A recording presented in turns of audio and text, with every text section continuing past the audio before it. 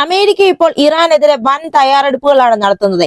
അതായത് defence security ഏഷ്യയുടെ പ്രത്യേക report അനുസരിച്ച് UK-യിലെ RAF ലക്കൻ ഹീത്തിൽ നിന്ന് ജോർദാനിലെ മുവാഖഫ് സാൾട്ടി എയർബേസിലേക്ക് അമേരിക്ക ഇപ്പോൾ രഹസ്യമായി 12 F-15 യുദ്ധവിമാനങ്ങളും 4 KC-135 സ്ട്രാറ്റോ ടാങ്കർ വിമാനങ്ങളും വിന്യസിച്ചു കഴിഞ്ഞു. അമേരിക്കയും ഇറാനും തമ്മിലുള്ള സംഘർഷങ്ങളൊക്കെ ഇപ്പോൾ അതിന്റെ ഉച്ചസ്ഥായിലാണ് നിൽക്കുന്നത്. ഇരു രാജ്യങ്ങളും തമ്മിലുള്ള തന്ത്രപരമായ സംഭാഷണങ്ങളൊക്കെ ഏതാണ്ട് അവസാനിച്ചു കഴിഞ്ഞു. ഇറാൻ തന്നെ പ്രതിഷേധങ്ങളുടെ ഒരു പിടിയിലാണ് ഇപ്പോൾ മുന്നോട്ട് പോകുന്നത്. നിയന്ത്രണം വിട്ടു നീങ്ങുകയാണ് ഇറാൻ. സമീപകാല റിപ്പോർട്ടുകൾ പ്രകാരം സർക്കാർ വിരുദ്ധ പ്രതിഷേധങ്ങൾ ഇതുവരെ ഏകദേശം 5000 പേരാണ് മരിച്ചത്. ഇങ്ങനെ ഈ ആക്രമസക്തമായ പ്രതിഷേധങ്ങൾ ഇറാനിൽ നടക്കുന്ന സമയത്താണ് അമേരിക്ക ഇപ്പോൾ ഈ രീതിയിലുള്ള ഒരു വിന്യാസം നടത്തിയിരിക്കുന്നത്. പ്രതിഷേധക്കാരെ പിന്തുണയ്ക്കാൻ പ്രസിഡന്റ് ട്രംപ് ഇടപെടുമെന്ന് ഭീഷണിപ്പെടുത്തിയിട്ടുണ്ട്.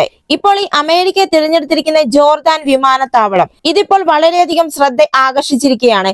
കാരണം ഇറാനിയൻ മിസൈലുകളും ഡ്രോണുകളും തടയാൻ ഇതിനു മുമ്പും ഈ ജോർദാനിയൻ വ്യോമത്താവളം അമേരിക്ക ഉപയോഗിച്ചിരുന്നു. എന്തെങ്കിലും ഒരു സാഹചര്യം ഉണ്ടാവുകയാണെങ്കിൽ പ്രതികരിക്കാൻ അമേരിക്കൻ യുദ്ധവിമാനങ്ങൾ ഇപ്പോൾ കയ്യെത്തും ദൂരത്ത് നിലയുറപ്പിച്ചിട്ടുണ്ട് എന്ന് ഇറാൻ സൂചന നൽകാനാണ് ഒരുപക്ഷെ അമേരിക്കയുടെ ഈ നീക്കം എന്ന് തോന്നുന്നു. അതായത് അമേരിക്ക ഇപ്പോൾ വിന്യസിച്ചിരിക്കുന്ന F-15ഉം അതേപോലെ തന്നെ KC-135 ജോഡികളാണ്. അതായത് ഈ KC-135 ടാങ്കറുകൾ എന്ന് പറയുന്നത് ഇവ ഇന്ധനം നിറയ്ക്കുന്ന വിമാനങ്ങളാണ്. ഈ KC-135 ടാങ്കറുകൾ ഉപയോഗിച്ച് F-15ലെ ഇന്ധനം നിറയ്ക്കാൻ സാധിക്കും. അതുകൊണ്ട് ഇടയ്ക്കിടയ്ക്ക് ഈ F-15 യുദ്ധവിമാനത്തിന് ലാൻഡ് ചെയ്യേണ്ടി വരില്ല. മണിക്കൂറുകളോളം വായുവിൽ തുടരാനും ശത്രുവിനെ നിരീക്ഷിക്കാനും ആവശ്യമെങ്കിൽ വേഗത്തിലുള്ള ആക്രമണം നടത്താനും F-15 കഴിയും. അതേപോലെ തന്നെ ഇറാനിയന്റെ റഡാർ മിസൈൽ ആക്രമണങ്ങളിൽ നിന്ന് സംരക്ഷിക്കുന്ന EPAWSS പോലുള്ള നൂതന സംവിധാനങ്ങളും ഈ വിമാനങ്ങളിൽ സജ്ജീകരിച്ചിട്ടുണ്ട്. ശത്രു ഇലക്ട്രോണിക് സംവിധാനങ്ങളെ തടസ്സപ്പെടുത്താനും ഈ സംവിധാനത്തിന് കഴിയും. ഇപ്പോൾ ഈ ജോർദാൻ തെരഞ്ഞെടുത്തിരിക്കുന്നത് അമേരിക്കയുടെ ഒരു പ്രധാന മാസ്റ്റർ സ്ട്രോക്ക് ആണ്. ഗൾഫ് രാജ്യങ്ങളുമായി താരതമ്യപ്പെടുത്തുമ്പോൾ ഇറാൻ, സിറിയ, ഇറാഖ് എന്നിവയുടെ വ്യോമ അതിർത്തിയിലേക്ക് ജോർദാൻ വളരെ എളുപ്പത്തിലും വേഗത്തിലും പ്രവേശനം നൽകുന്നുണ്ട്. ഇതുകൂടാതെ ഈ വിമാനത്താവളം എന്ന് പറയുന്നത് കൂടുതൽ സുരക്ഷിതവും അതേപോലെ തന്നെ ഇറാന്റെ ചില മിസൈലുകളെ നേരിട്ട് വെടിവെക്കാനുള്ള സൗകര്യമുള്ളതുമാണ്. ഇത് US-നെ തിരിച്ചടിക്കാൻ സമയം നൽകുന്നു. ഇറാനിയൻ ഭീഷണികളെ നേരിടുന്നതിൽ ജോർദാൻ എല്ലായ്പ്പോഴും അമേരിക്കയെയും ഇസ്രായേലിനെ രഹസ്യമായി പിന്തുണച്ചിട്ടുമുണ്ട്. അതേപോലെ തന്നെ ഇറാനും തയ്യാറെടുപ്പുകൾ ശക്തമാക്കിയിരിക്കുകയാണ്. ടെഹ്റാനും മറ്റു തന്ത്രപ്രധാന സ്ഥലങ്ങൾക്ക് ചുറ്റും അവിടെ മിസൈൽ പ്രതിരോധ സംവിധാനം വിന്യസിച്ചിട്ടുണ്ട്.